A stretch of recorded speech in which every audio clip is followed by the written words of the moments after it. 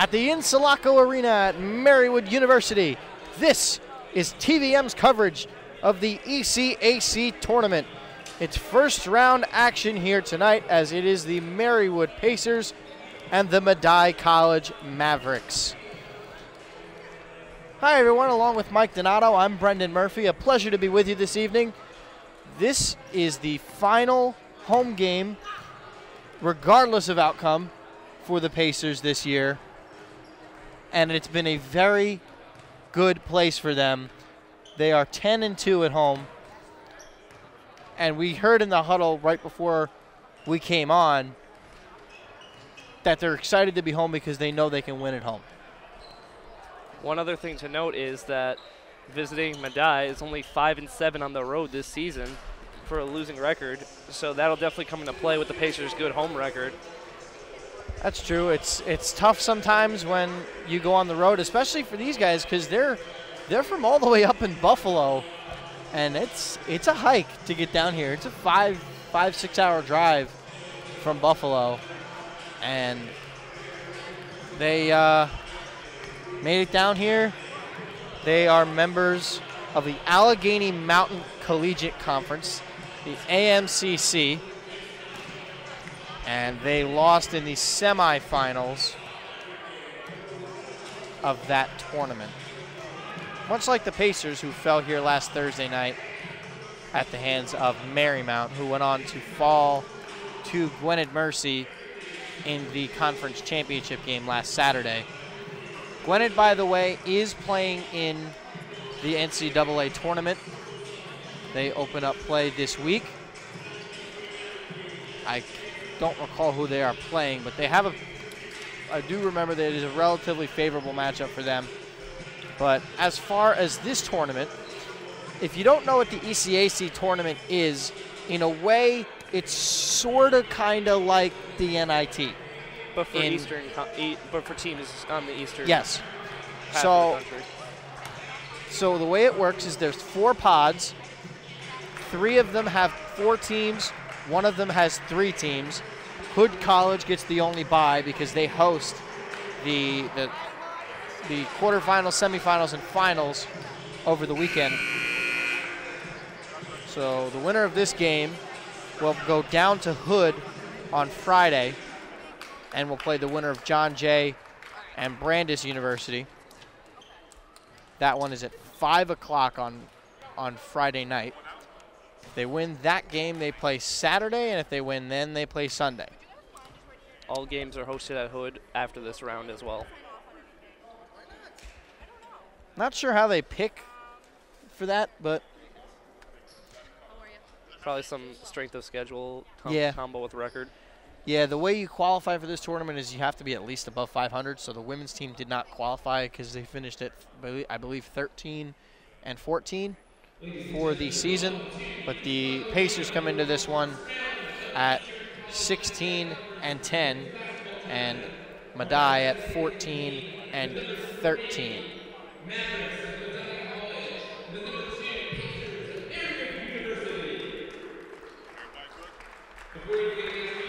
One more note that we will get to. We'll actually get to that after the national anthem.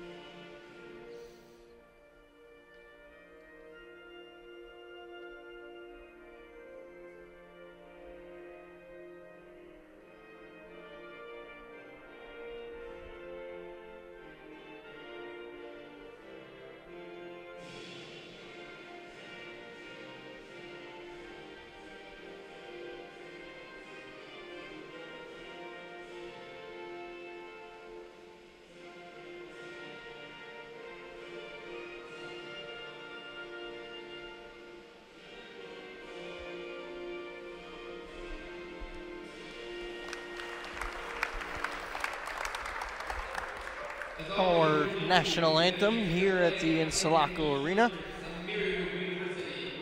But the biggest note for the Pacers, as they were without Tip Swartz for the second half of the game against Gwynedd Mercy over the weekend, last Saturday, and on Wednesday night against Marymount. He is out, and we have a confirmation on the injury now. It is a torn ACL.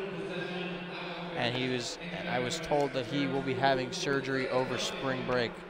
So that's a tough blow for Swartz, who's already, if I recall, has had an ACL injury in the past.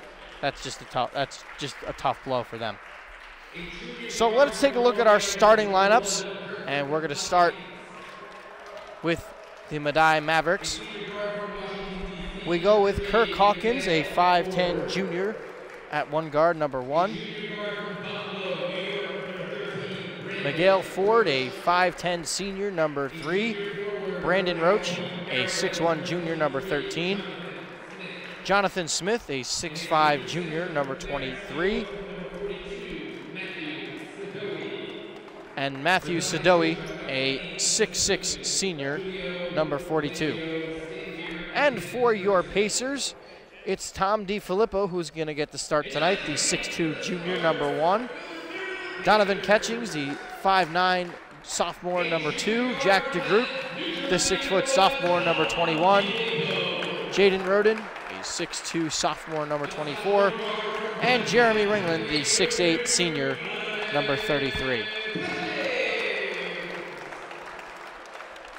So for Jeremy Ringland, this is his final home game as a member, as a collegiate athlete, and he, I'm sure, is going to be looking to have as good a night as he can. He's already the school's all-time leader in blocks, and he holds the top 3 seasons in blocks ever. He also has a shot to get 90 on the season tonight if he can get, I forget if it's 3 or 4. Let's see, I have my handy-dandy stat book right in front of me, and he has 86 total. 86, yeah. So if he can get 4 tonight. He needs 4 to get to 90. That record's going to be standing for a long time. That's not going to get touched. So for the final time for us, the Pacers are in their home grays. They are moving right to left. And Medaille in the road blue will move left to right. And we are just about set to go.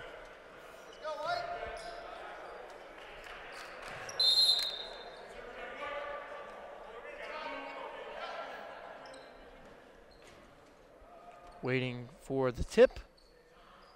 And we are underway as the Pacers will open with the basketball.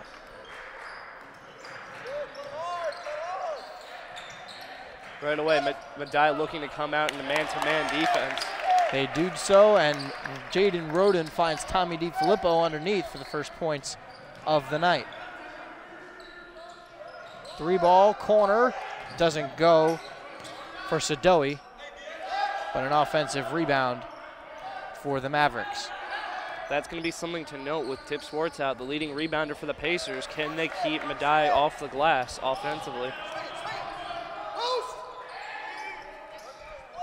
Ringland, who by the way was garnered second team all CSAC, all Atlantic East honors, and he was the co-defensive player of the year along with Mike Pekarski of Immaculata. Over to DeGroot for 3. In addition to Ringland being second team all-conference, Tip Swartz was also named first team all-conference for the Atlantic East. That he did. It was a great season for Tip, although it was cut a bit short. Ringland had an defensive rebound, but it was stolen away from him by Kirk Hawkins. Hawkins has a lot of steals in the season. I believe he is averaging over 2 a game. So that's going to be something to note defensively. So Ringland secures the rebound.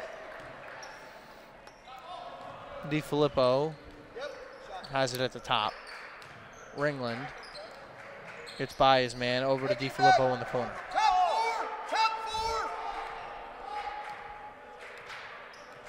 Catchings off Hawkins' foot, and it'll stay with the Pacers. One interesting stat to see coming into this game, Jeremy Ringland shooting 10 of his last 15 from 3. He's been on fire lately.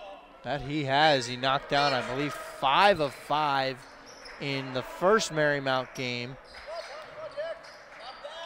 He was perfect as well against Glenid.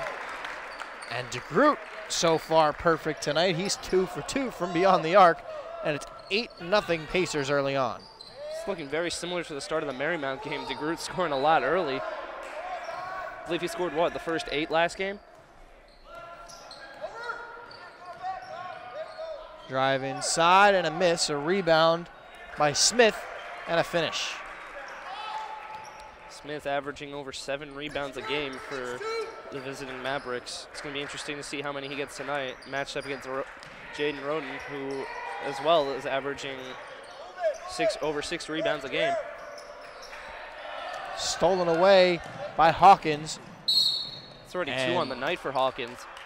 It's a late foul call. I think they're going to get catchings. I think that was Ringland on a reach.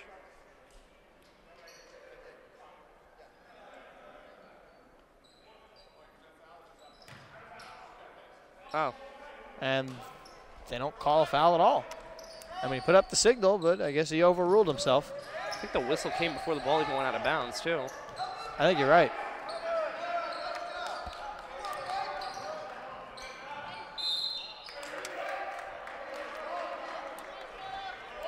This will stay with the Mavs.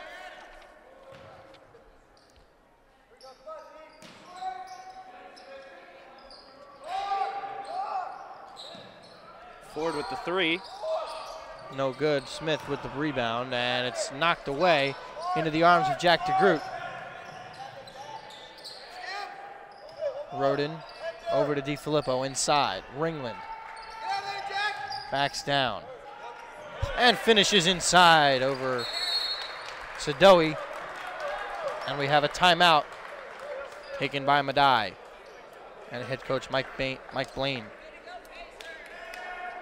One interesting stat to note coming into this game, Miguel Ford of the visiting Mavericks just recently scored his 1,000th career point in their last game. Yes, he did. He did it in the conference semifinal game, and he had a big night.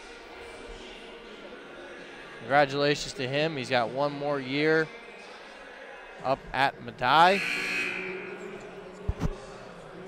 Pardon me, he's actually he's a senior. I was looking at the wrong class. I was looking up at Hawkins. But Ford in his senior year has played very well. He's the team's leading scorer, averaging about 11.5 a game, 3 assists, so he's their second leading passer. Doesn't rebound the ball much, but when he does, this is interesting. Big nights. This is interesting. I don't recall seeing the Pacers press like they are now. Over Ringland, and Smith's got it.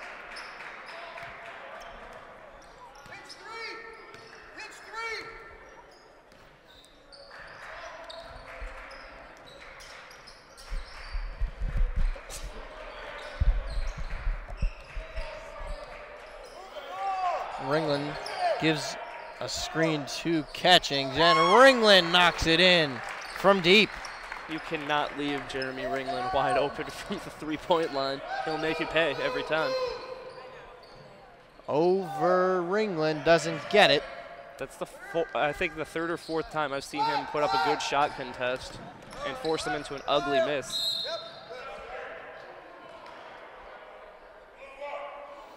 And they're going to get a foul on Hawkins. I believe that was a push they're calling. And then checking in for the Mavericks, number 4, Norman Hughes, and number 24, Sean Wilson. Tone Cockrell comes in for the Pacers, the 5'9" sophomore. Number 13. He's been their 6th man for most of the season. Provides the scoring off the bench for them. Wouldn't be surprised to see Cockrell getting some starts next year, but it seems like he's really excelled in the 6th man role, because when he started, he hasn't played as well, and it might just be the fact that he's playing more as a 6th man. Yeah, I think it's that opposing teams' backups can't guard him, whereas starters a little more competent defensively. There's a 3 ball in the corner for Brandon Roach. And the pass a little too far outside, and DiFilippo couldn't handle it. It's already the 3rd turnover of the night.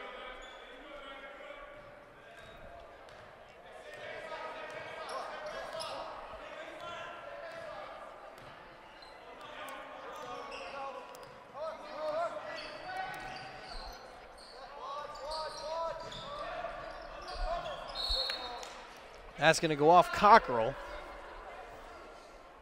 and stay here.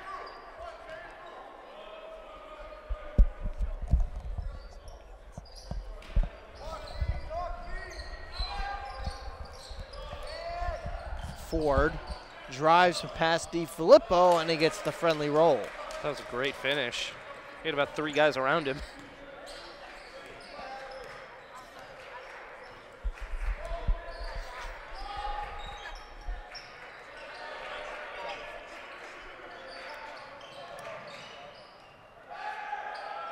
DiFilippo in the corner doesn't get it. Smith on the glass and got it over to Roach. One thing has to be said, that was a very unselfish pass from DeGroot there. Great job finding his man.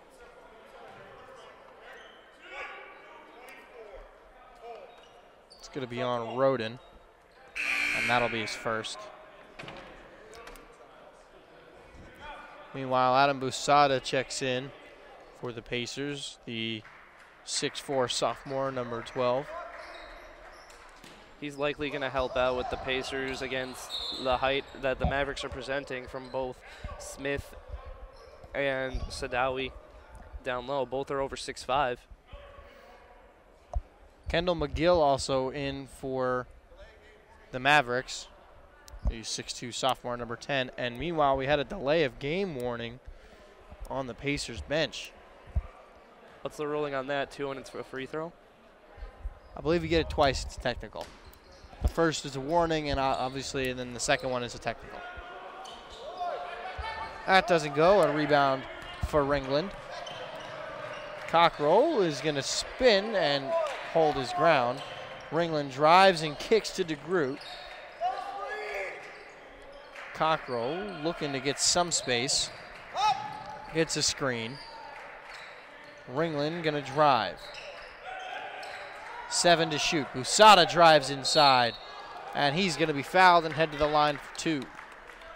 Mavericks reacting too slowly on when Ringland sets a pick with if they're switching or not. They're taking too much time to decide if they're going to switch or roll through the pick, and that's leaving him wide open. Fouls on Smith. That's his first. Busada at the line. Just 66% from the charity stripe this year.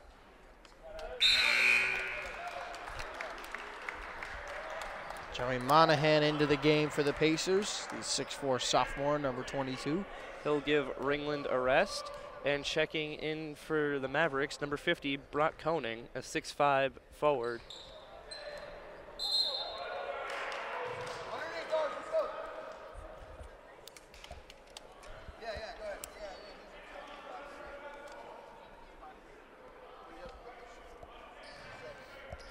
Busada missed the second, but it was a defensive foul over the back. So the Pacers are going to keep it. Cockrell gets it over. Busada going to take a 3 and knocks it in. Busada not one to take a lot of threes, but he knocks that one in. Pacers are doing a good job spacing the floor, leaving people open, finding the right man, moving the ball around.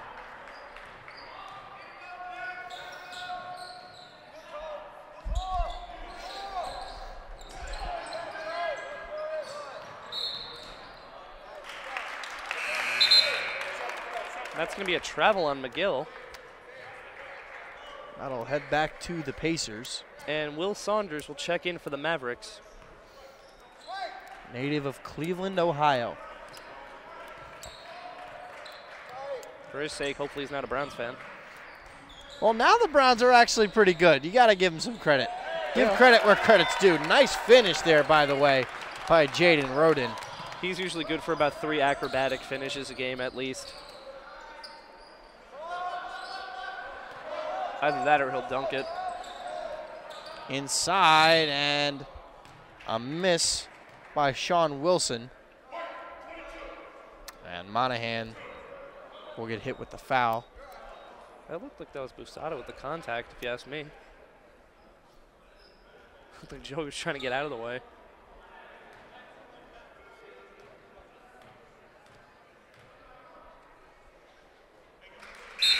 First free throw goes down for Sean Wilson.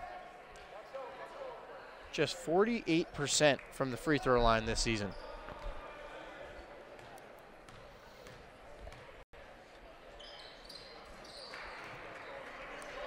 Two of two for Wilson, and it's 19-11 in favor of your Pacers. They do a good job of coming out and scoring a lot early in games. That's one thing I've noticed this season from them. They like to come out firing. That they do. Well, it helps with the amount of threes they make. It's a great up and under move there by DeGroot.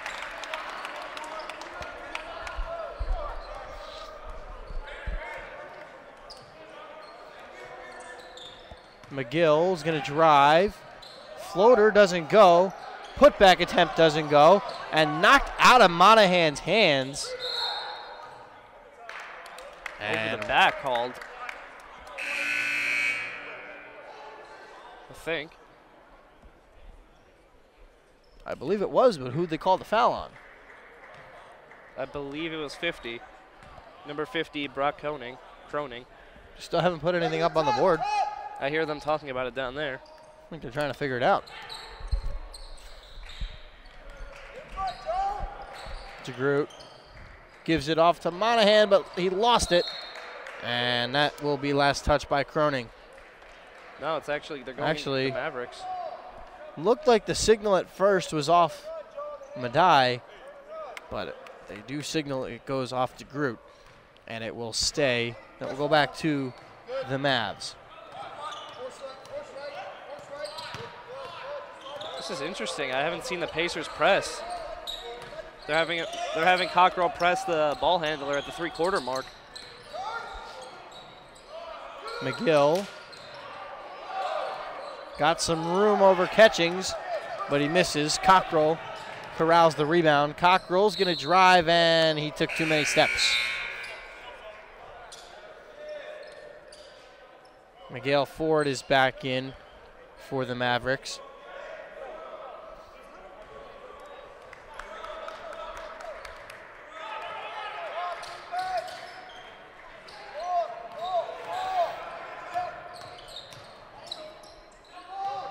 Ford, three ball, and he's got it.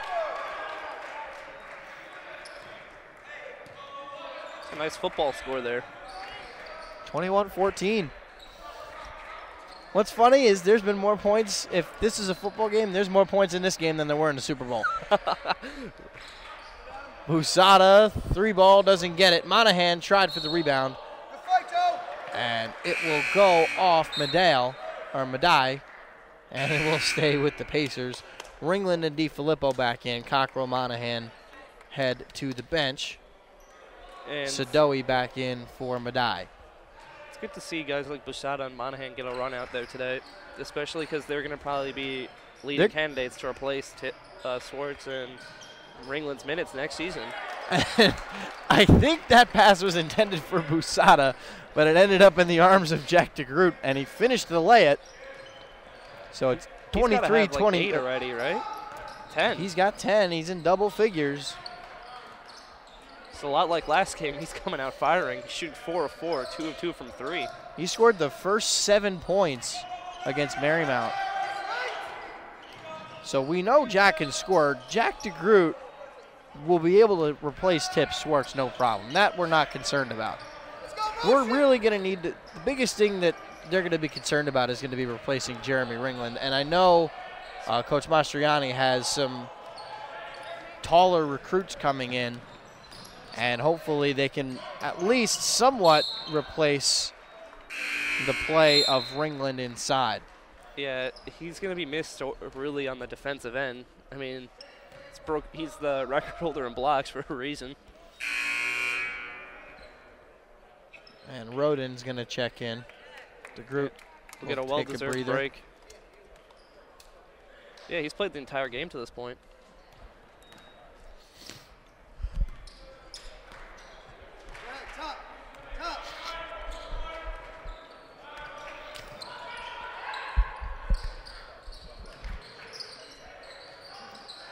A drive. Great Euro to get to the hoop. Unfortunate to not finish that. Tommy DiFilippo is another guy who's going to have to step up. They missed a walk right there.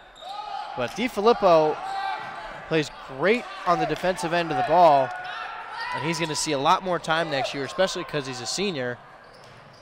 Pass up to Busada and a finish underneath. That's going to be Catching's 3rd assist of the night. Catching's the team's leader in assists at a little over 3 per game. And we're going to have a timeout taken by Medaille. They're doing a good job moving the ball. They already have 8 assists on the night, the Pacers. That they do. In the opening 11 minutes. 3 for Roden, 3 for Catchings, and then 1 apiece for Busada and Ringland.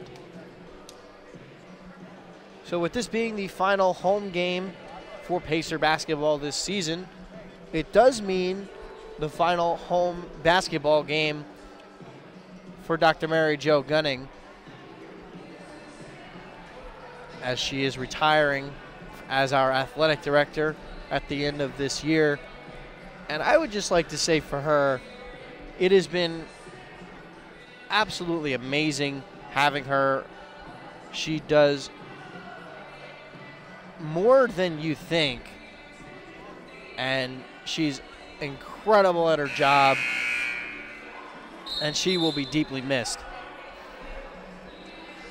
It's been amazing to see how far all the athletic departments have come. All the athletic teams have come. They have. I mean, we've seen conference championships. We've seen deep runs into the postseason. Yeah, just look at the banners and the hanging from the ceilings here. Almost all of them have come under her. Let's see. We had women's soccer won a conference championship. And made it to the final last year as well. And made it to the final last year. You had, I think, men's and women's cross country. Last year and this year. Both basketball teams went to the semifinals. Men's soccer made the playoffs. Didn't he swim? Swimming made a deep run into the landmarks. That one comes off, an offensive rebound for Medaille. And that's their 10th rebound of the night for the Mavericks.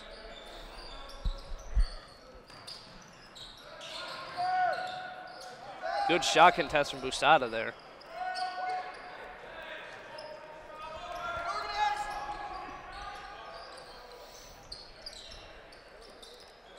Busada gives it over to Roden. Pacers looking to reset. Plenty of time to do so. Only halfway through the shot clock, 15 seconds.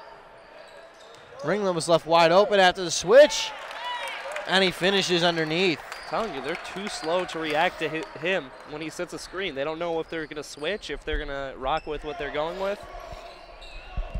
And that's costing them on the defensive end. Ford controls it at the top.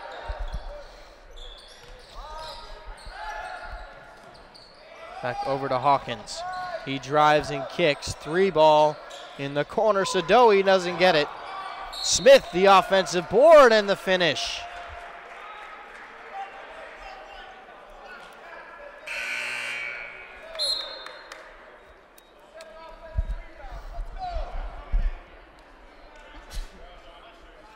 Thank you. That's going to be 6 points for Smith, as well as 4 rebounds. And 3 of his 4 rebounds are coming on the offensive end. He's doing a good job of crashing the glass as he knocks down the free throw to get him to 7 points.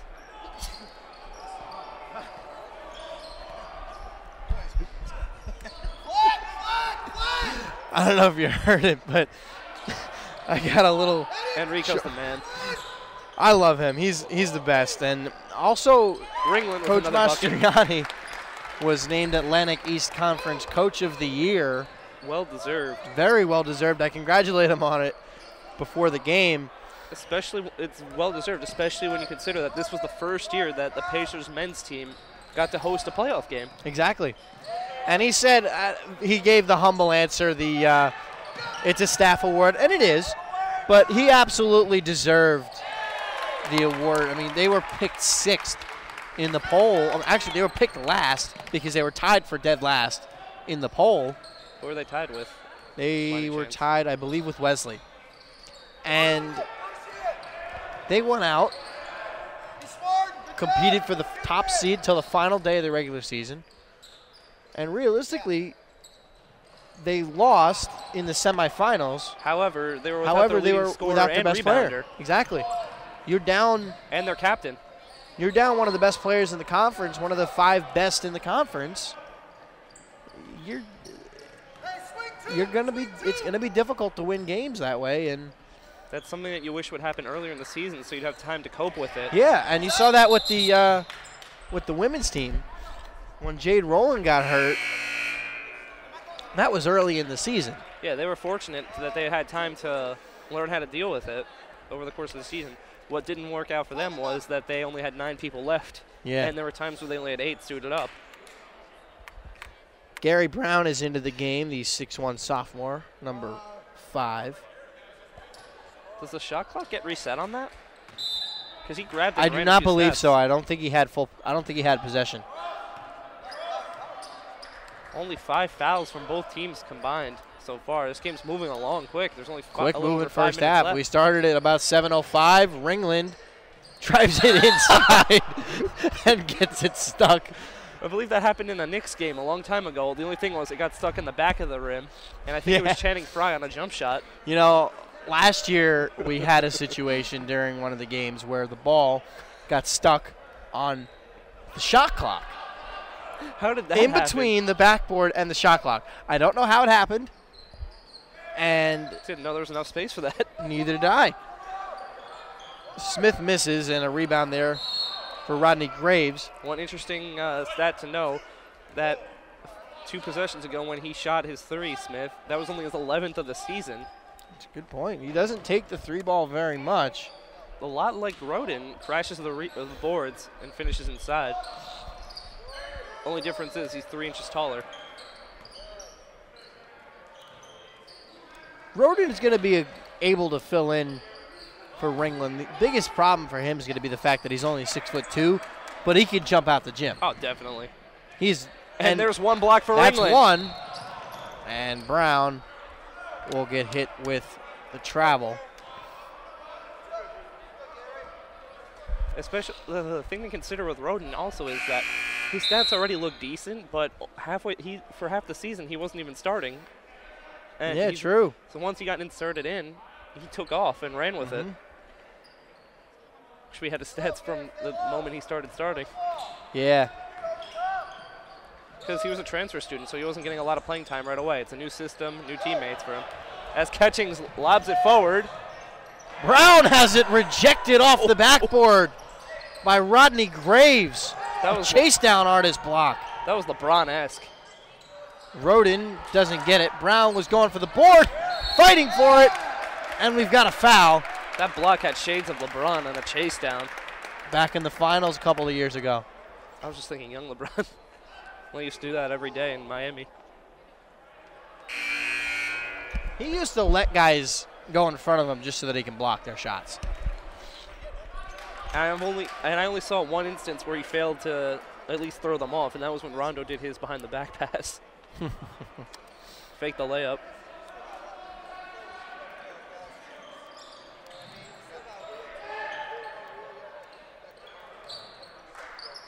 Cockrell throws it over to Ringland.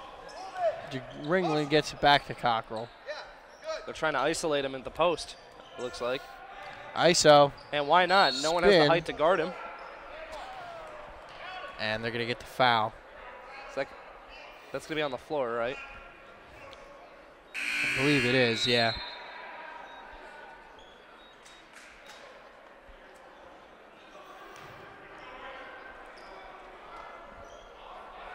Pacers will inbound underneath. Cockrell is going to get it into Roden. Roden does a good job to stay in their half of the court, too.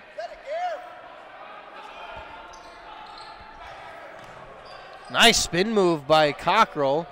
Ringland, the step back 3 ball, doesn't get it. Rebound for Hawkins. He's very quick there, Cockrell. He could stop on a dime and do spins like that. And is that a steal for that was DeGroot. He picked his pocket. Cockrell inside, and he finishes. Beautiful finish there. Great cradle midair. 33-17 in favor of the Pacers. They have led for all but about 4 seconds of this game because they scored really quick after the tip.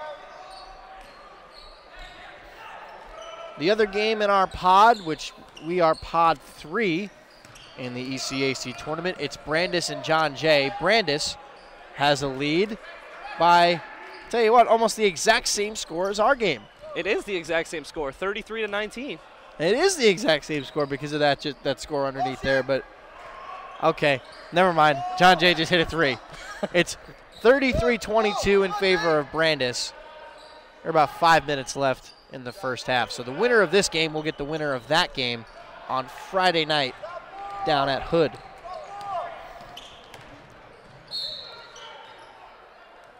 Came in with some speed on that one. Like a runaway freight train with that speed. Cockrell's going to get hit with a foul. That's who, Will Saunders, who drew it, number 2? Yep. That's the 5th on the Pacers as a team. As Kendall McGill will check in.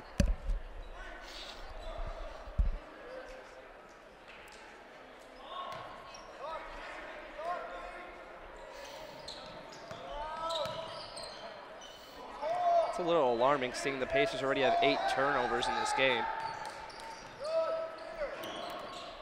Well, 8 turnovers, but you're still leading by 12. Doesn't really matter that much.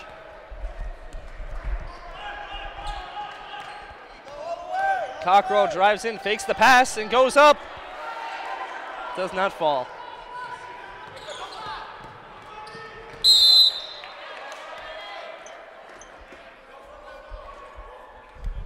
It's going to be out of bounds, Mavericks ball.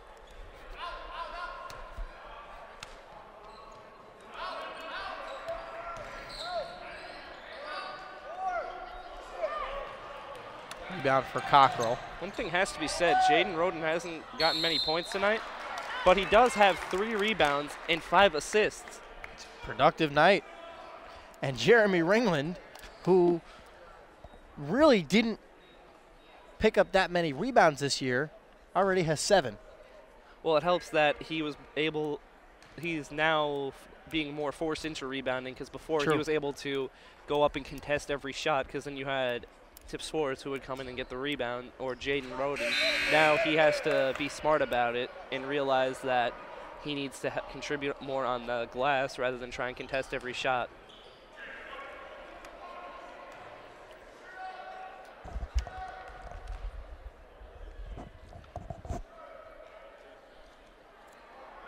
Roden's second free throw is good.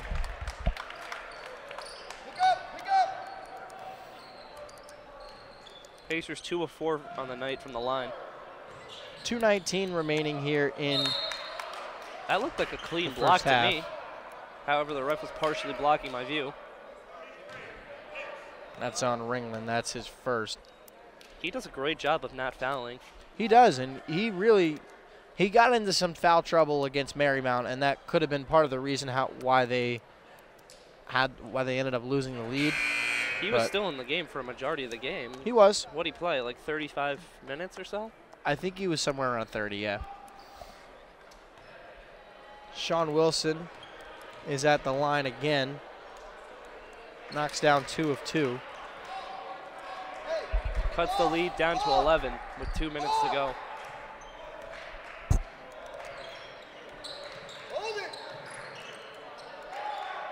Coach Enrico complaining about a hold on the defense, and it looked like Tone Cockrell was held a little bit off the ball. Cockrell drives, and he can't finish. No fear in him driving to the hoop. That's the 3rd time he's taken a heavy hit going to the hoop. Well, there's a reason why he has the most free throw attempts on this team. You don't know how many free throw attempts he has?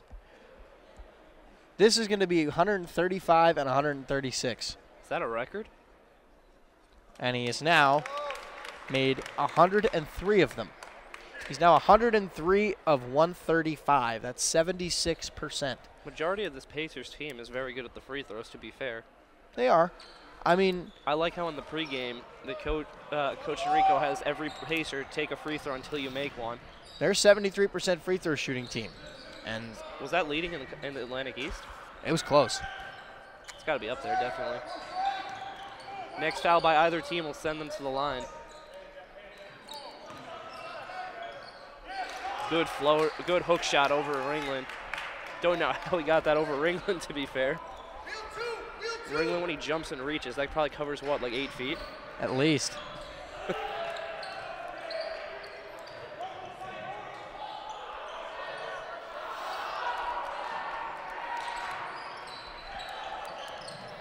Roden almost lost picks his pocket.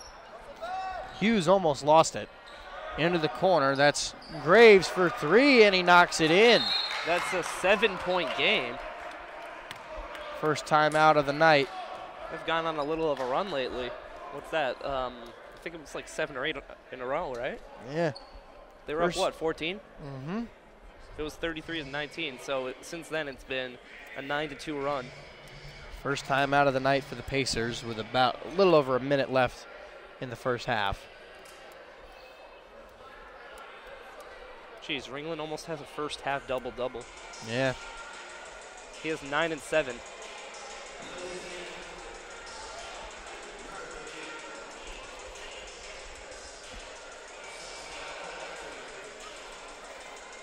Roden's got 9 and 7. I'm sorry, Ringland's got 9 and 7. Roden has 5 assists. DeGroot's got 10 points. 3 assists for catchings.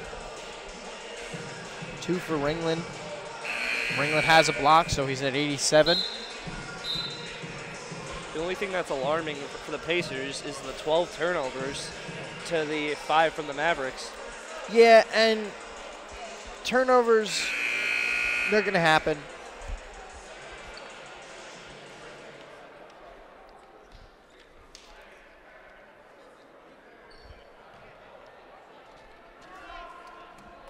But there's really not all that much you can do about it. Oh, wait, no, my mistake. It's 12 points from turnovers. Yeah, 8 turnovers overall. Brandis still leading John Jay 36-25 with about 2 minutes left in the first half. Yeah. Swing it. Under a minute. Cockrell to DeGroot into Ringland. And that's 11 for him in the half. He'll try to make it 12 from the line. Got it over Wilson. That is his second foul of the night. And that'll send Ringland to the free throw line for one more. Ringland at 68% from the free throw line this season.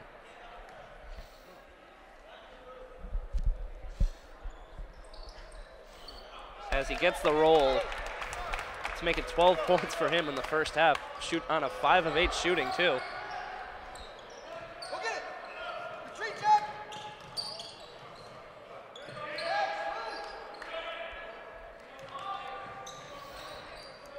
Saunders. Alley-oop try up to Graves, but he doesn't get it. Graves inside, and he finishes.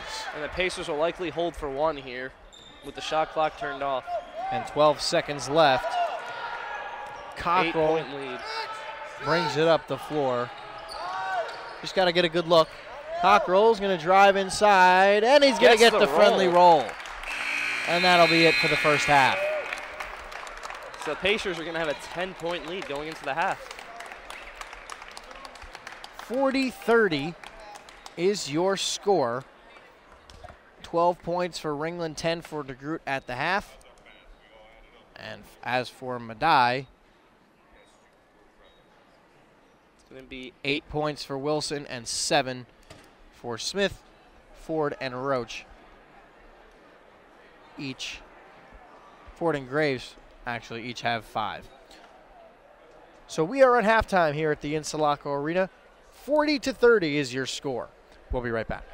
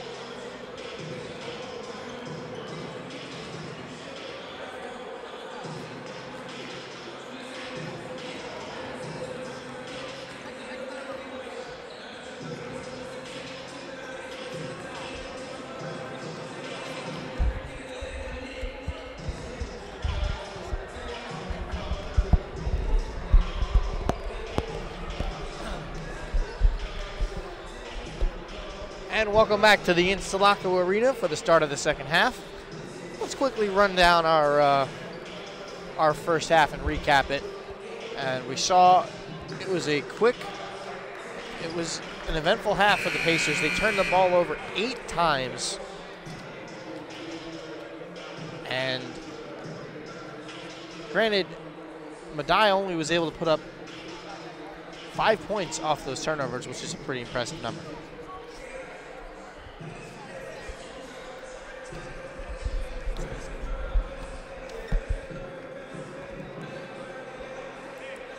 It's been an interesting first half. Pacers came out firing, started to waver a little bit late in the half. Medaille started to get back into it, but then to end the half, Pacers came back strong to get the lead back to 10. It's going to be interesting to see how the first few minutes unravel in this half.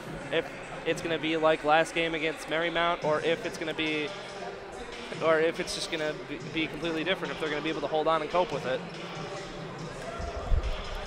It's our favorite sign back in the stands. I hope both teams have fun. That thing's got to be retired by Marywood. It has to be. Originated from last year's girls' conference finals soccer game. Yeah. Made its return again this year at this year's. And this is, I believe, the second time it's been at a basketball game. Yep. It was at one of the men's soccer games, too. All right. And the second half's underway. Pacers now moving left to right in their home Grays, and Medaille in the road Blues moving right to left. Wait, so the team that wins the tip gets the ball at the half, too? No, it is whatever way the possession arrow is pointed. No, because we won the tip to start. So, and then we got the yeah, ball. regardless of who won the tip, Oh, it just goes the other way. whoever has the possession arrow for the, whoever got the last jump ball, the other team gets the inbound. Oh. And that's for each half. Did not know And that. quarters in women's games. So Ringland was fouled, and he knocks in his first free throw. That's 13 on the day for him.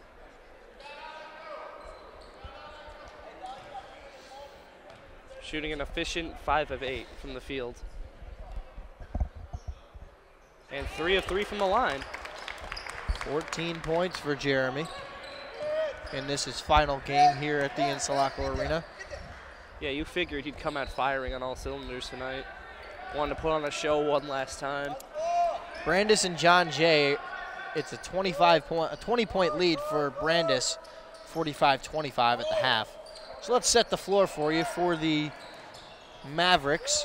It's Kirk Hawkins, Roach, who takes the 3 and misses, Smith, who just got the rebound, missed the putback, tries again, doesn't get it, Roden with the rebound. Miguel Ford. Who am I missing? I think you're number 13. Sadawi. Brandon Roach. Roach I got. Let's see. It's Hawkins, Ford, Roach, Smith, Zadawi. It's the starters for the Mavericks. And for the Pacers, DiFilippo, Ringland, Roden, DeGroot, and Catching. So it is each team starting 5 out to start the second half.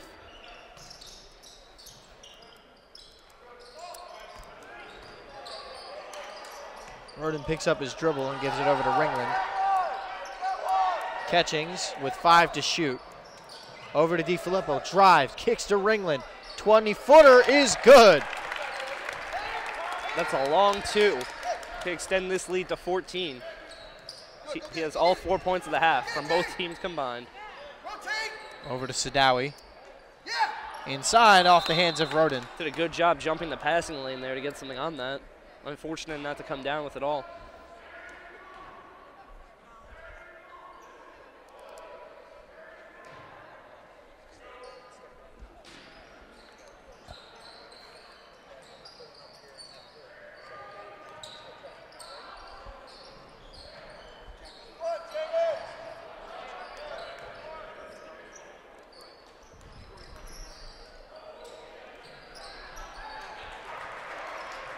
Ford knocks it down from the elbow. And it's a 12-point lead for the Pacers.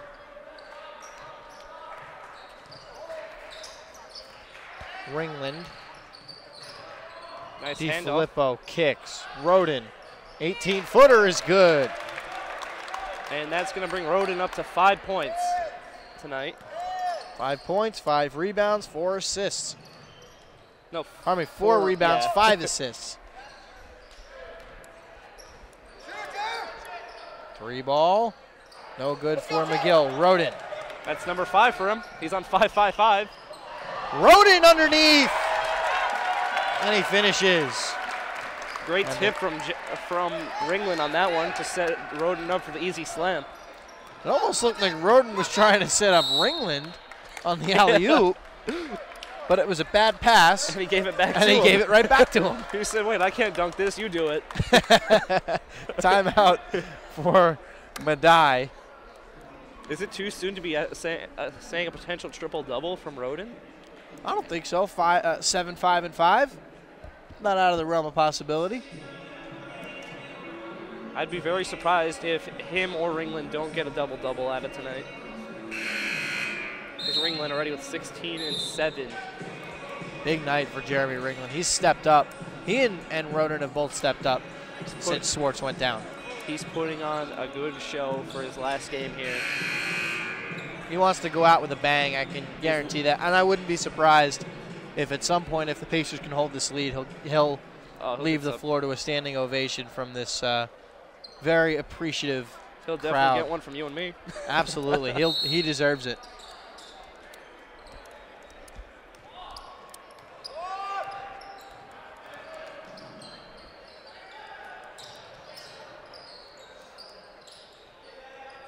From the elbow.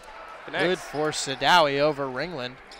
Ringland was going for his second block and his 88th of the season, but he didn't get it. I'd love to see him hit 90. That'd be a pretty big accomplishment. Well, that would be if they win, he can get it next game, even if he doesn't now. Ringland inside and a miss. Get a foul. That was a little questionable of a call. He was just trying to defend himself. Yeah, he was kind of trying to get out of the way, but the ball was literally against his head. Yeah, he threw his hands up just trying to get out of the way, but that's all right. Pacers continuing to press, even at this point in the game, up 14. Something that they haven't really done very much in the past is it's really not Coach Mastriani's play style, and that. Well, they're only having one-man press though. It's not like it's a full-on press. It's just whoever they're just pressing the ball handler, and that looked like Ketching's got the ball on there. Yeah, but I think. Oh well. Like they're gonna get him for a reach. And then we're gonna see Sean Wilson check back in for Sadawi headed to the bench. For Sadawi. You gotta get involved. Help him out.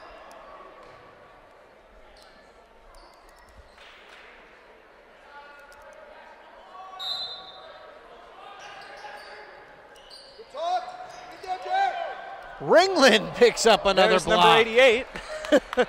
That's what we wanted to see, right? 2 more. 2 more to get to 90. That was a little of a delayed sell. Ford lost it. Just had it knocked out of his hands, and he was. That was one of those that you'll see on. You might be able to see something like that on Shacked and a Fool. A late flop attempt. I'll tell you what, if that's James Harden, that's a foul called. Every time. Every time. And James Harden can also take 20 steps. Wait, who was that on? They just called a foul on the Pacers on Ringland. That's the second. That's his second. Let's go. Into Smith. Over to Groot. Takes advantage of the mismatch. He's too big for anyone except Ringland, but Ringland has another center to guard. You'll likely see Busada come back on to guard him. DiFilippo inside from Ringland, and he's fouled.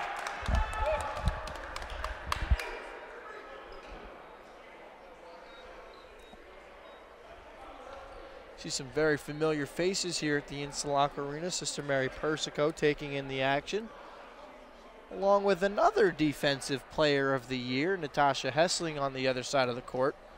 Sitting over there with a couple of members of the women's basketball team. Was she the sole winner of it, Yep. or co, like Jeremy was? Yep, she's the first first Player of the Year award winner that the women's team's ever had. Well deserved. She was a great season for her. Average a double-double down low, both on the offensive and defensive side of the ball. She will definitely be missed, along with Alyssa Olsen. The chemistry those two had on the court was just impeccable. As DiFilippo misses both free throws. Kick, corner, three, and it's good. Rodney Graves. And that's going to be a single-digit lead now, 9 points.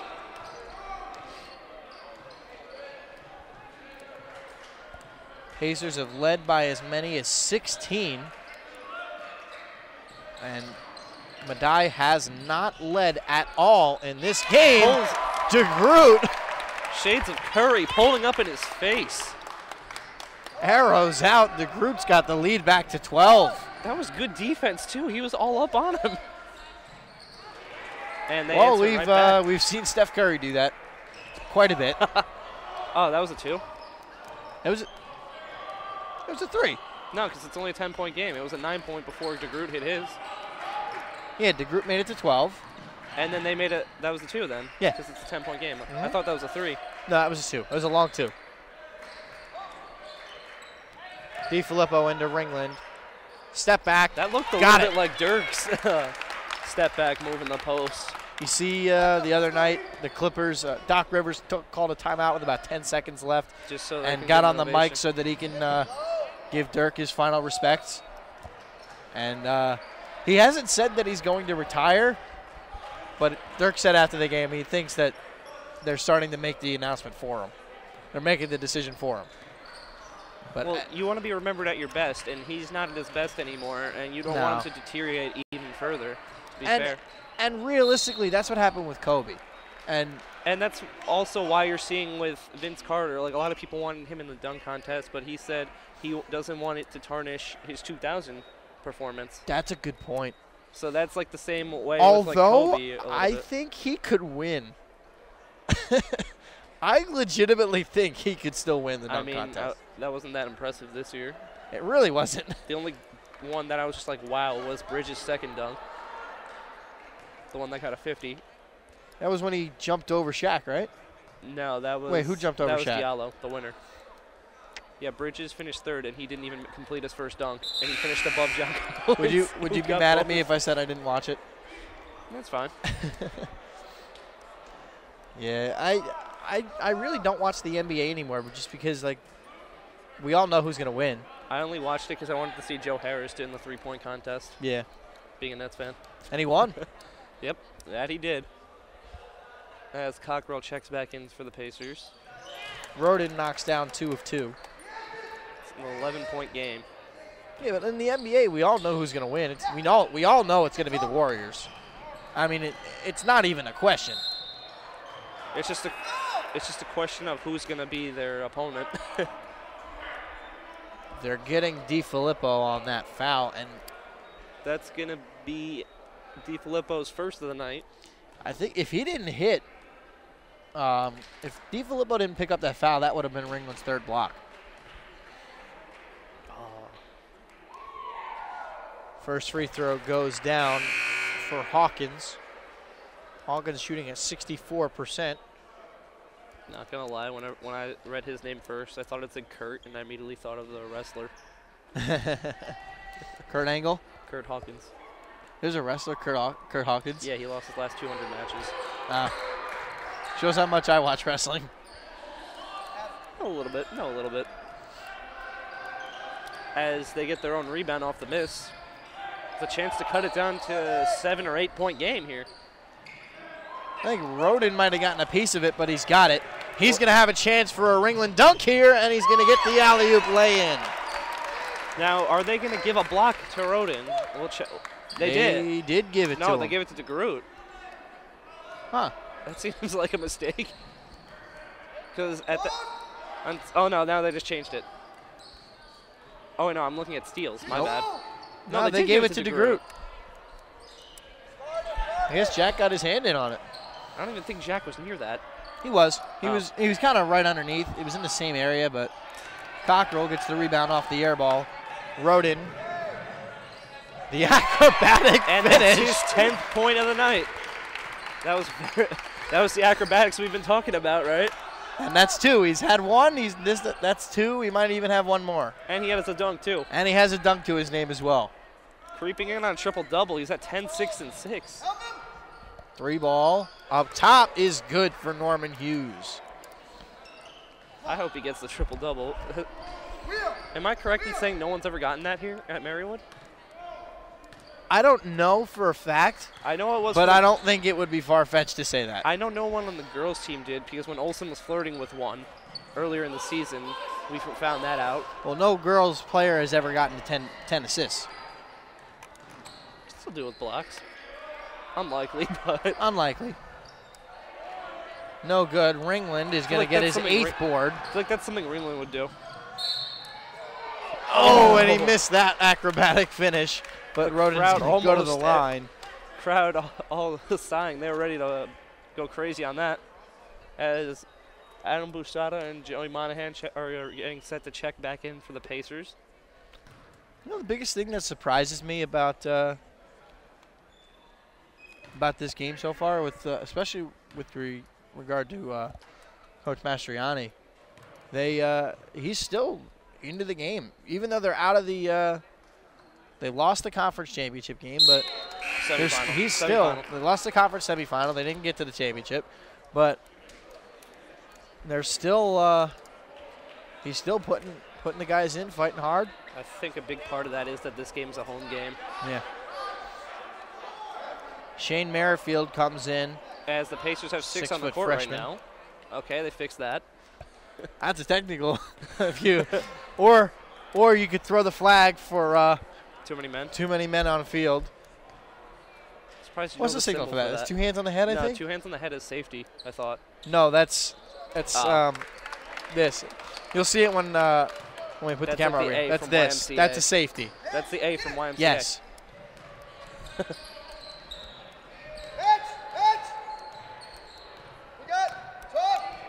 So Merrifield into the game for the first time. I believe Saunders just checked in, too, on that last stoppage, too. Yes, he did. For the Mavericks.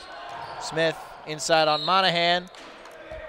And looked like he was just standing up straight, which you're allowed to do as long as you're out of the restricted zone, which he was.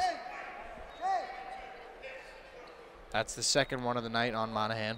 Looked like he was just standing up straight to me. I could be wrong, though. That's why I'm here at the desk. And I was always taught that if you go straight up, regardless of where you are on the floor, as long as you don't move, I think it's not in the restricted zone, it might be a foul. First free throw goes for Smith. Smith just a 57% free throw shooter. This team is not a particularly solid free throw shooting team. They only shoot at 65% as a team, as opposed to the 73% for the Pacers. Because they're 8 of 9 tonight on the line. I mean, some days you have good days from the line, others and Smith has a double-double. You got 10 and 10. 11 and 10. Rodin. Guess he got it knocked out of his hands, but he gets it in. Does that count as a rebound? I believe it does. Actually, no, because it wasn't a shot. Oh. Unless they give it to him. We'll see. That stinks, because then that would have been number 7. Deep 3 ball by Hughes is good. I've seen Cockrell pull up from there in pre-games. Yeah. And drain them. These guys, I was watching them in pregame. I was seeing 35-footers that they were knocking in. NBA range. Yeah. It's all well and good to have that as a backup because you never know when you're going to have to bust it out. Bad shot clock, bad possession at the end of the game. You never know when you're going to have to bust that out, right, Brandon? Yep. Good to have in your back pocket. Foul there was on Norman Hughes. From Eastlake, Ohio. Brandis leads John Jay 60-35 with 10:39 left. So it looks like the winner of this game is going to be facing Brandis, unless there's something unforeseen happens. Yep. Get that, Shane.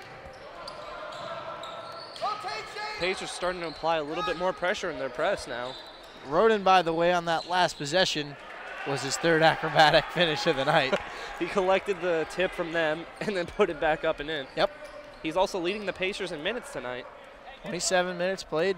They just gave another minute to Ringland. I don't think that they realize that he's not on the court right now.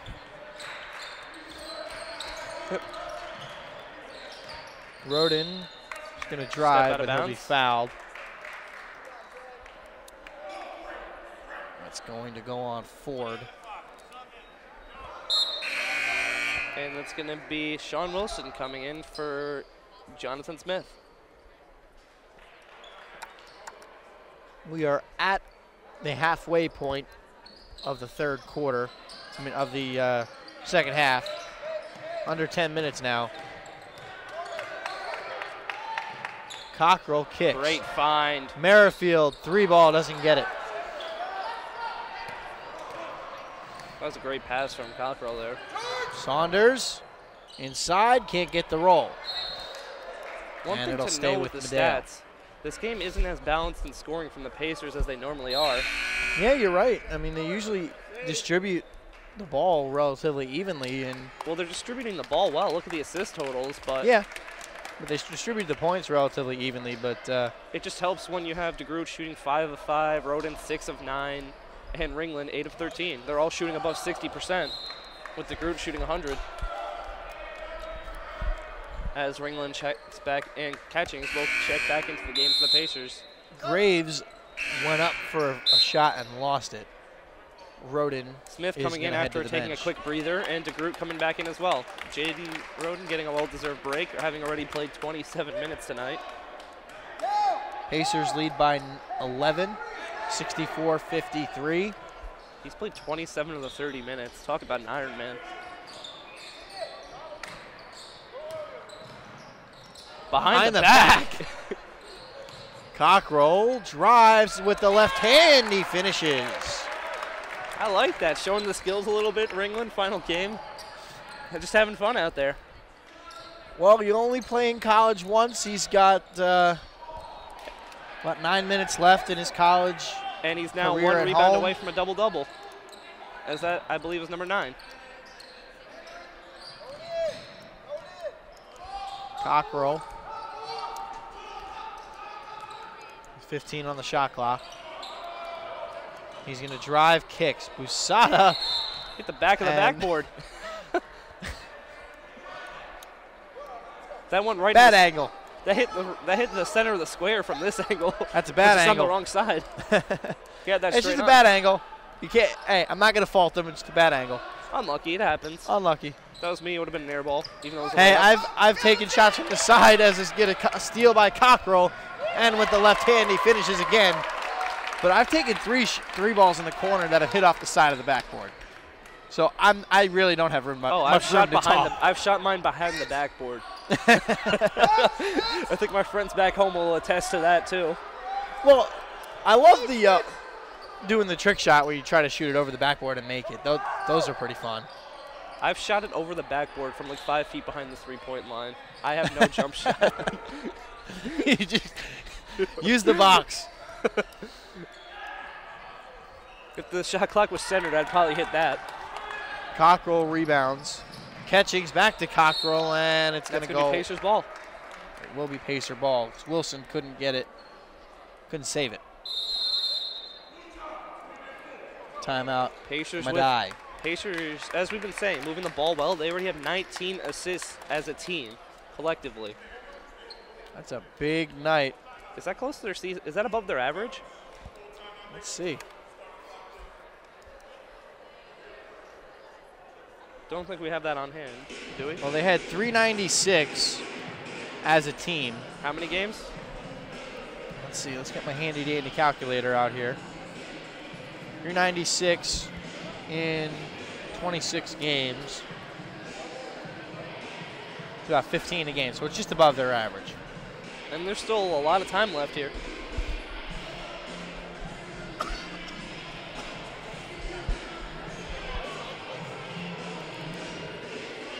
So once again, this is the first round of the ECAC tournament. here at the Insulaco Arena. Along with Mike Donato, I'm Brendan Murphy. The Pacers in Pod 3 of the ECAC bracket. They will get the winner of Brandis and John Jay. Once again, Brandis leads it 62-37 with about 9 minutes left. This Atlantic East Conference is being represented well in the ECAC because in addition to the Pacers, you also see Newman and Marymount in Pod 4. And Newman and Marymount could play each other. Yeah, next round matchup potential. Newman versus Marymount. Newman and Marymount are both in Pod 2. Marymount is playing Misericordia, and Newman is down at Drew University. So yeah, you got three of the 7 Atlantic East teams in the ECAC. You got a 4th team in the NCAAs. This Atlantic East Conference is being well represented throughout college basketball. So the rest of the ECAC tournament in Pod 1, Hood got the bye. They will host this weekend. Grove City and Francescan are playing tonight in Pod 1. As they make a 3. I believe that's Wilson on the 3. Pod 4, you have Wilkes playing at Brooklyn College. I believe the women's team at Wilkes is playing at home. And then you have Rutgers, Newark, and Stevenson University in Pod 4. So that rounds out the ECAC tournament. One big thing to note this far in the game, the shooting percentage. It's just a drastic difference. There's I believe, 30% difference. Yeah, 28% difference. Pacers are shooting 65 from the field, which is amazing. You want to know something else? Field goals attempted. Wow, they put up 59 shots for Medaille as opposed to 43 for the Pacers.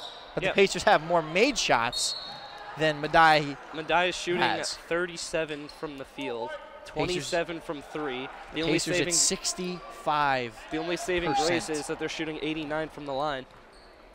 And they're also doing a great job at forcing turnovers as the Pacers call for ball up again. That's number 10, I believe, on the game.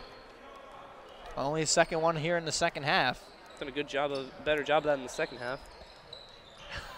Want to know the shooting percentage in the second half? Oh, what is it? 75%. For who? Pacers? For the Pacers. What is it? 75%. 44 for Medaille. Oh, so it's better in the second. What was it at the first half? 32%. Yikes.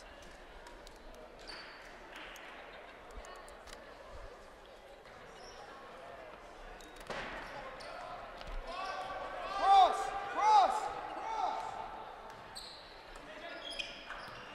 70-58.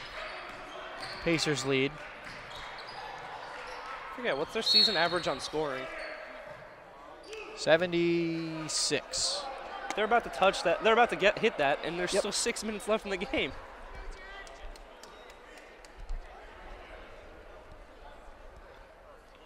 So DeGroot is going to head to the line for 2 free throws. That foul was on Hawkins. That's his second.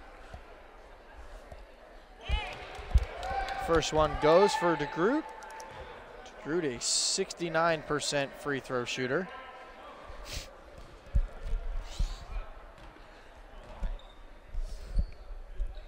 Two of 2 for Jack DeGroot at the line.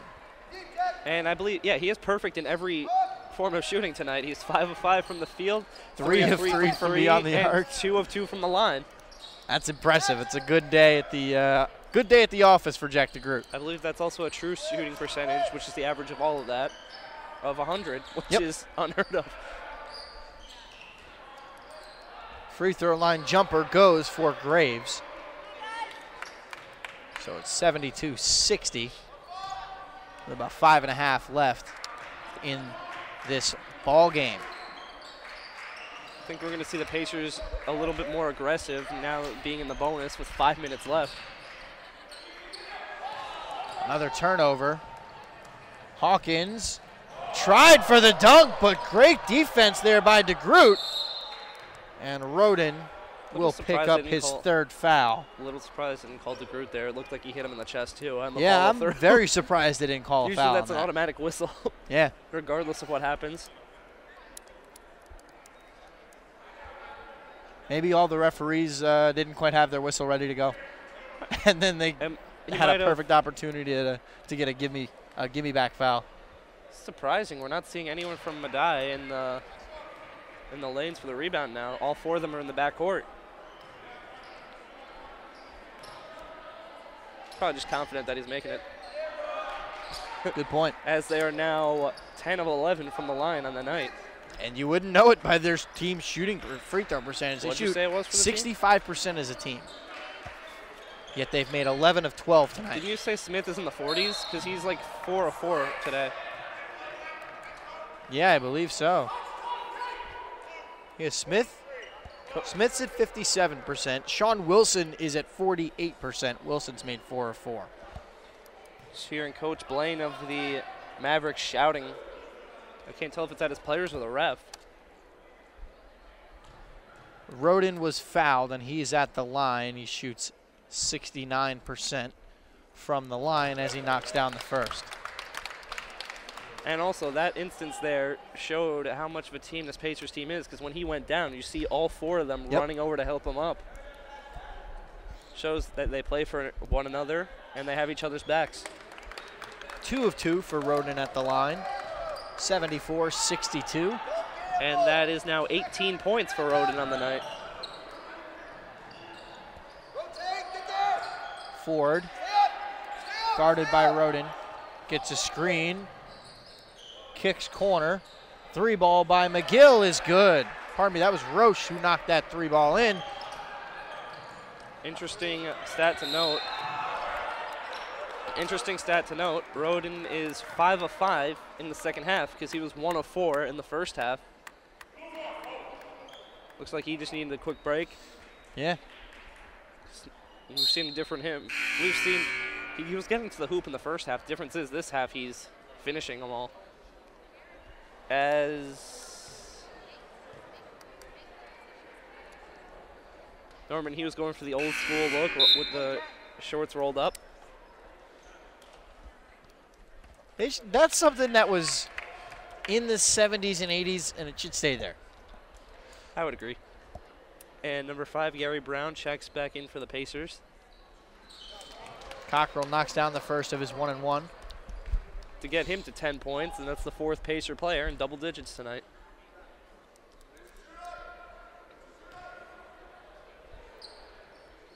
Free throw number 2 is good for Cockrell. Cockrell 3 for 4 from the line tonight. He's got 11. Love to see Jeremy get one more rebound before this game ends. Walk out to double-double on his final home game. Yep, that'd be very impressive.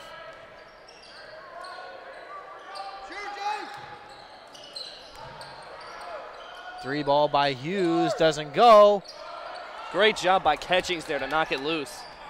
Especially Cockrell. against someone who's probably has 5 or 6 inches on him. Cockrell corrals the rebound. That's Cockrell's 5th rebound of the night. Brown That's above kicks it to Roden inside, and he misses. Gets his own board and puts it in. Yeah, he just wanted to pad the rebounding stat. Pad the stats. That's number 7 for Roden at, 18, on rebounds. 7 and 6. And 20 points. 20, my bad. In and There's out number- for Hughes. there's another Unlucky. There's number 8, I believe, for Roden. 20 points, 8 rebounds for Jaden Roden. Ringling into Roden, and he's going to be fouled. It's going to be number 13, Brandon Roach, on the foul. And Roden will shoot a pair. And that foul also puts them in the double bonus. However, it was a shooting foul, so we'll get 2 regardless. 3:19 left to play. And with a 13-point lead, Roden has a chance to make 15, and the Pacers have a chance to play another day.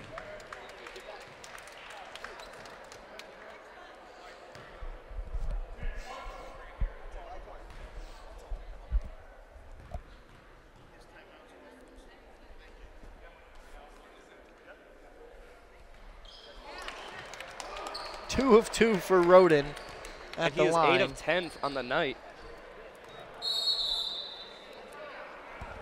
Timeout Mavericks with the Pacers up 15 with 3:17 remaining. 3:16 remaining in the game and regulation. Hopefully the game, right, Brandon?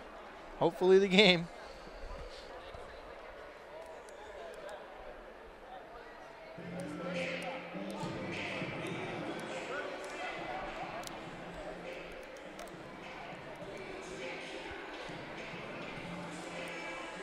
With that free throw, the Pacers have cracked the 80 points mark. For the 11th time this season. 11 times over 80.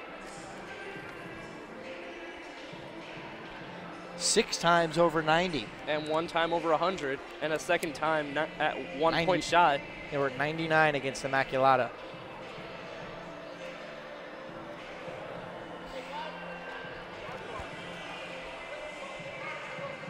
Typically, though, when the Pacers have scored 80-plus points, they win. Every game on this list that they've scored more than 80 points, except for one, has been a victory. And who was that one lost to? Lycoming. And I believe Lycoming put up 89 points in that game. They're a really good team. Was that 82 the most they put up in a road game? I believe so. Yeah. Yeah.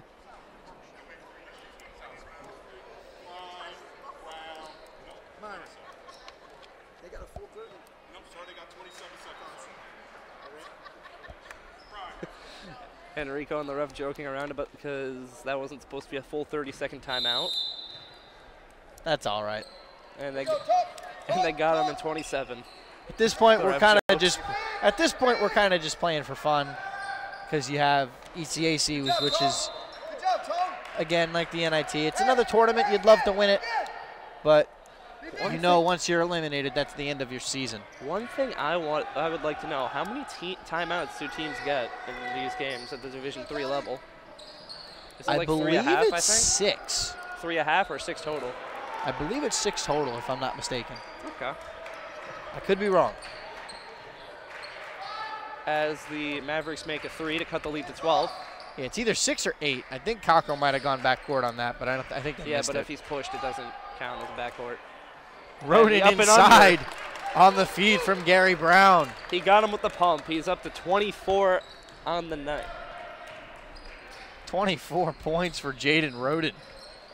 24, 8, and 6. That's an NBA stat line. Pull-up is good for McGill. And Cockrell gets hacked. And now that's going to be 2 free throws for Cockrell. It's on Miguel Ford. One thing I will say, I hope this doesn't turn into a free throw festival down stretch. Yeah.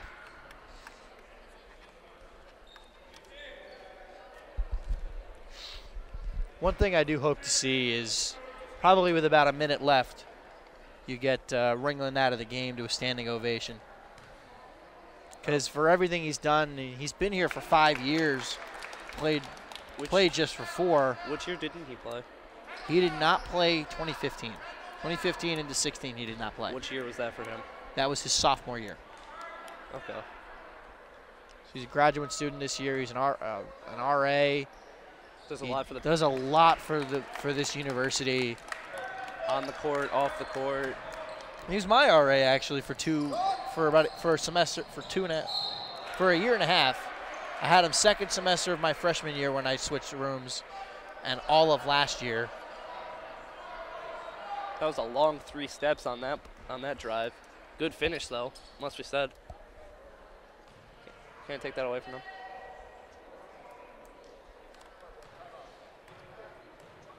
Brandis and John Jay is about to go final with, and it actually just right now has gone final. 75-49. And Rodin gets my mistake. And Ringland gets his double-double, what we've wanted to see. 20 and 10 for Jeremy Ringland in his final home game as a Pacer. There's still time for him to get the 2 blocks too. That is true. So Brandis has beaten John Jay. 3 ball for Ringland doesn't go, and goes out off Medaille. Are they going to give a rebound to Rodin there? Because that would be number 9 for him. I don't think so. I don't think they should. So 75-49, Brandis wins it. So the winner of this game Wow. will get Brandis on Friday. That game at Hood will be at 5 o'clock on Friday night. And the way the ECAC works is those rounds are in consecutive days. Yes. So you're going to get a game Friday, game Saturday, and if you win it, game Sunday. Smith misses. Blows the layup, and catching secures the board. How about a dunk to put the icing on the cake for Ringland? Smith is going to get the steal. McGill over to the corner.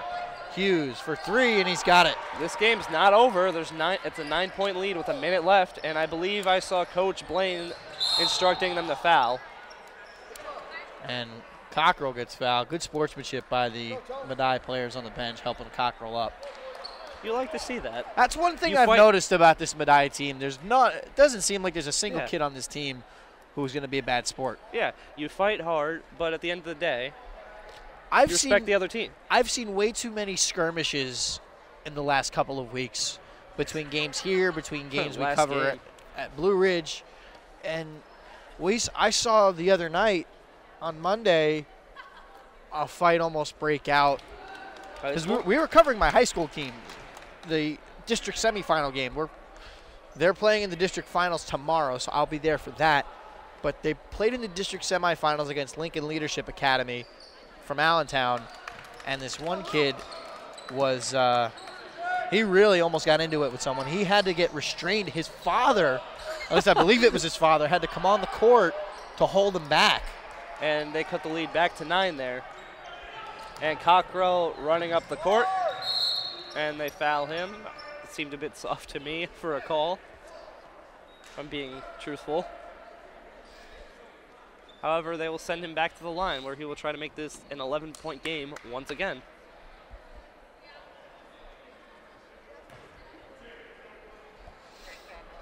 I'd like to see Ringland come out to an ovation soon. I wouldn't be surprised if it happens in the next couple of minutes, in the next couple of seconds of game action. You'd hope so. Yeah. I wouldn't be surprised.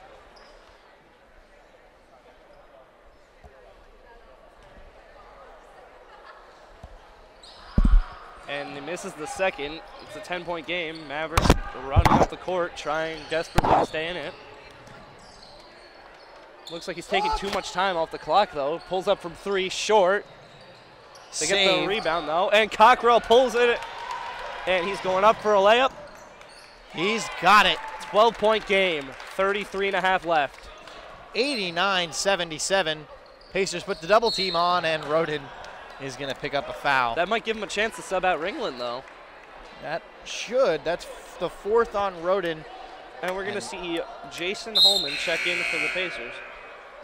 And it's actually going to be Roden who's going to head to the bench. Well, it's a deserved one. He has 24, 7, and 6. And Cole Ferguson will come and take off DeGroot. He might be waiting till the very end to sub off with a perfect Ringland. night shooting. Coach Enrico Mastriani is going to empty his bench. And Jason Holman is in along with Jalen Horsley and Ringland. Exits for one final time at the Insulaco Arena. Great career for Jeremy Ringland, the all-time leader in shots blocked. His career is not over. His home career is, though, unfortunately. And what a game to end it. Put up 20 points, 10 rebounds, 3 assists, and 2 blocks. So the Pacers are going to move on to the quarterfinals of the ECAC tournament as they get the victory over Medaille, 86-77. We're going to step away for a moment here. We'll be back with Coach Enrico Mastrani, Jeremy Ringland, and Tip Swartz.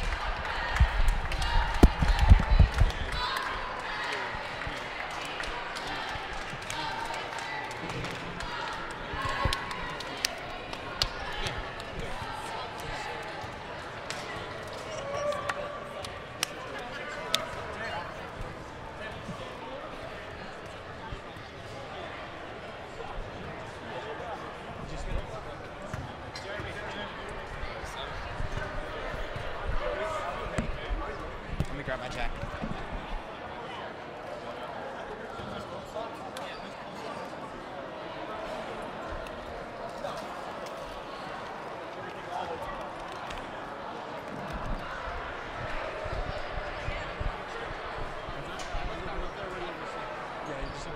We just wanted to talk to you here. All right, so we are here in front of our desk. We've got Jeremy Ringland here with us, along with Tip Swartz and Coach Enrico Mastriani. We'll start with you, Jeremy. Great game for you, and your career here at the Insulaco Arena has come to an end. Just what can you say about your career here? I know it's obviously not over yet. You still got looking to pick up a tournament victory, going down to Hood over the weekend. But what's probably your best memory from your career here? I know it's cliche, but every time I get to step on the floor with everyone, all my other teammates, is really just a great memory. Just playing with them is just awesome. So I'm happy we got another opportunity to go down there on Friday and play. That makes 11-2 overall at home for you guys. It's been a great season. You finished with a double-double for your final home game. How's that feel? Feels really good. I wish I didn't have as many turnovers. Me too. And Tip, I know you, as much as you would have wanted to play in this one, it's as your career has come to an end now, you've put up been one of the best players that's ever come through Marywood as a whole. So what can you say about your career and maybe one of your best memories from your career? Similar to Jeremy, I've loved every moment, both good and bad. Bad moments kind of made you cherish the good ones. So it was good to learn from those, but favorite moment, I'm not too sure. The Keystone comeback, that was cool. That was a good game. Yeah, you hit the game winner now. And that was still, for those of you that remember that was still probably my favorite game that I've ever called. That was a great game for you guys. Then that one's probably best memory for sure. And as much as we would have loved to finish off this season with a conference championship, it wasn't to be, and we all know God has a plan that maybe just wasn't in the cards this year. But hopefully you guys are around for next year just to watch the team. I know you guys are still friends with everybody. You'll be back at some point. But, Coach, I want to turn it over to you now. And going forward, you still got another matchup down at Hood over the weekend. What are you most looking forward to, and what's your biggest takeaway from tonight?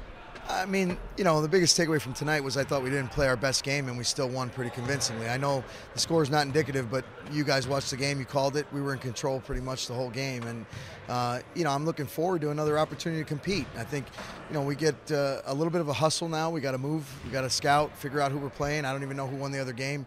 If you guys know, John Jay or Brandeis? It was Brandeis, yeah. So we got to scout, see what they have, and put it together, and tomorrow get another practice in, and then get on the road. So got a lot of planning to do right now. It's going to be a little bit hectic here for the next day or two.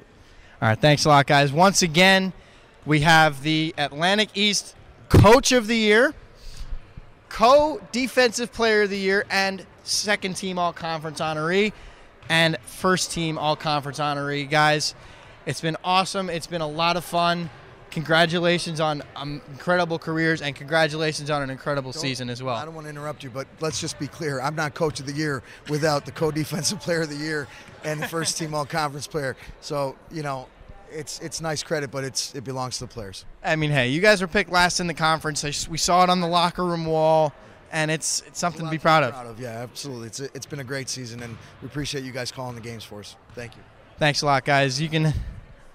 It's been a lot of fun, guys. All right, well, that is going to do it here from the Insulaco Arena. Mike, any final thoughts? Great season. Happy to be a part of it, you and me both. And we got to witness something special this year. You and I both know that record and wins. And as we said, you and I called the home games, and they went 11-2. That was a lot of fun. And we've seen some great moments this season. We've seen some alley-oops. We've seen some big-time threes. We've seen some big performances. And we've also seen some lowlights. And that's what happens when you play college basketball, because not every day is going to be glamorous. But we saw the Pacers come out on top 11 times here at home and only fell twice, and it's been a heck of a season. And we were also fortunate to see two of the best to ever put on the Pacers jersey wrap up their careers. And it's going to be a shame to see them go, but I mean, at least that's for me. I've seen them for 3 years now. I've grown friendships with them. Every player on this team I consider a friend, along with the women's team as well. And we got 1 year left, and good news. We got Mike here.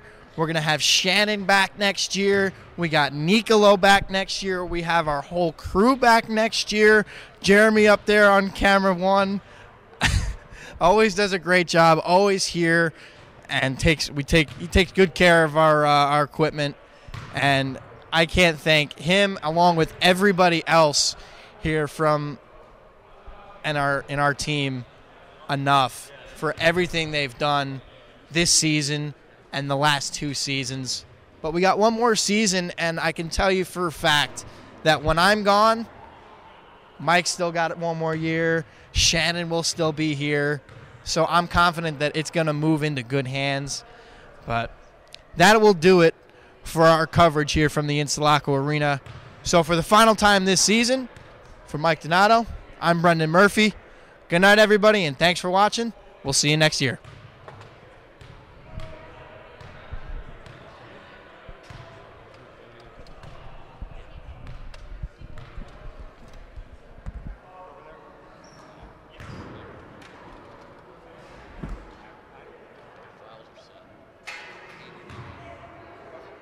Brandeis won. So they got Brandeis on Saturday.